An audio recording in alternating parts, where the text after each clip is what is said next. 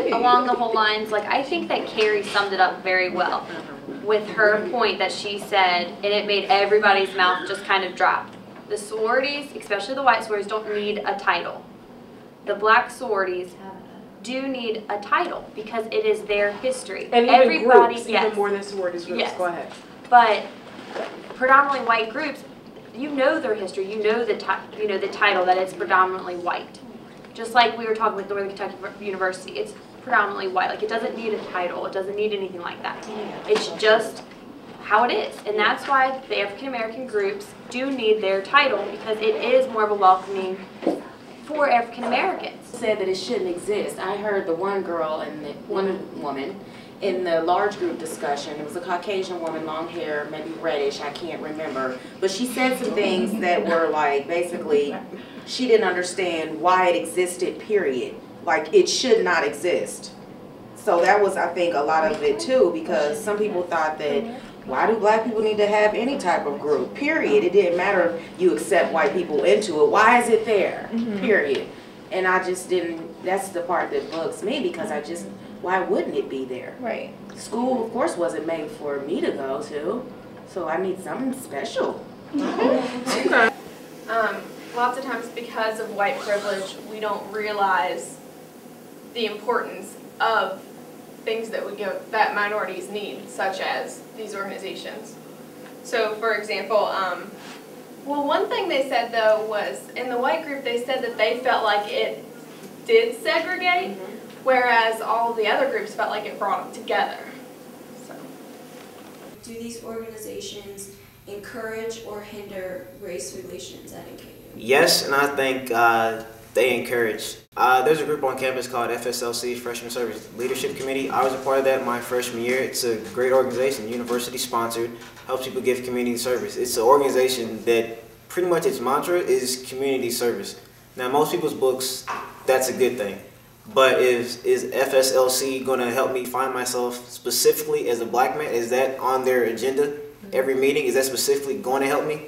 Like, it may different ways help me find myself by doing community service, but is it like a priority for FSLC to help black students find their own identity on this campus? No. So I feel certain race organizations are needed, and I feel they help encourage that. Because like I said, I guess you, like Priscilla was saying, how I feel also is, I guess, the networking aspect, and how my man was saying, how if you just stick to black people, you're going to have, you're going to be hindered from some things. If you stick to white people, you're going to be hindered from some things. So if you're part of this organization that's university sponsored, as well as all the organizations, but if you're part of this organization and you're helping this, but as well as you're joining this, I guess, cultural specific group, you're helping find yourself, which is helping you become a better person. And if once you become a better person, you can help this other organization as well. So yes, I feel they're there, they're needed to an extent. I also feel that they encourage. I have to agree with Curtis to a certain extent. Like, I'm the public relations coordinator with BUS, and I know before I actually got the position, I actually took one of the flyers down to kind of see, you know, just go around asking people how they perceive this flyer, like what do they think? And I was getting some interesting, you know, just ideas. Someone said that BUS seemed like a black separatist group, another black power group, that they were trying to take over the campus or something like that. While others were kind of like, oh, well, BUS, that sounds like a good idea. It's cool. You know, I joined. I even had a couple of Caucasian people that said they were joining. But to me, it seems like, you know, we need to have these organizations, because ultimately we all need to have our sense of self without, you know, compromising anybody else's ideas and beliefs. But on the other hand, it seems like some of the organizations are too racially oriented, and people are afraid to come to it. Do you think that there's a need for racially specific organizations on campus? No, because if you do that, that just encourages it. I mean, there are racially specific in a way, in such a way. I mean, not that it's closed to any other race, but okay, sororities and fraternities. I was in a sorority, mainly white, a couple of black people, a couple other races, and then you've got the black sororities. I think they have like a couple white girls in there, but mainly just black. So there are there, but I don't think that there's specifically a need to create them, because if you create them, it's just encouraging the gap. It's encouraging people to sit away from each other and not interact with each other. Now, obviously, it's kind of like that, but they don't discourage other races from coming in. at all? I think it depends on what it is. I mean, if it's like I kind of agree about the whole black only sorority and fraternity sort of things. Like that's kind of just encouraging segregation, saying if you're white you can't come into this. Like that just seems kind of racist. but then if you have like, you know, Hispanic people getting together in a club because they're all Hispanic and share the same culture, that's like, I don't see an issue with that. I mean, in regards to just like segregating via race and nothing else, seems kind of silly. Well, I think I should make clear, they're not segregating in those sororities at all. Like, it is mainly black, but they don't say you can't be white or be Hispanic or anything. I do have other races in those sororities. You don't see them because they're kind of low tone. They're very quiet about how they do things on campus. I actually didn't even know they existed for 3 years. Very racist then. I kind of disagree because they accept other races. They have other races. It is a black sorority.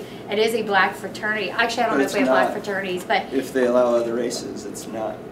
They're not racist. They allow other people. Then why is it known as black sorority?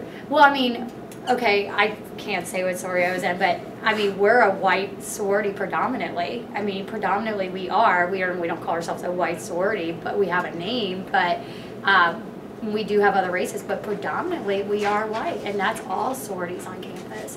Predominantly they're white with a few Hispanics and a few black I guess girls. if your sorority were to become known as the white sorority, I think it would be universally agreed at that point that it's kind of racist. But it's not.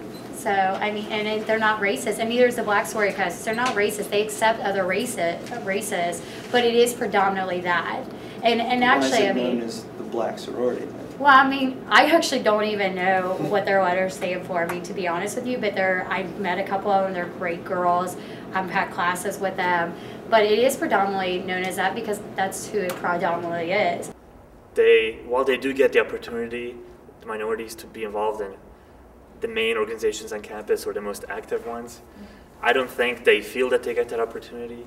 And even if they apply, I think they feel kind of pressured when they apply, like you're not really wanted here.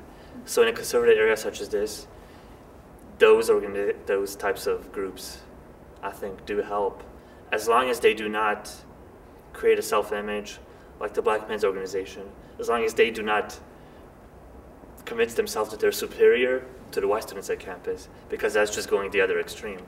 So I think they're good to a certain degree.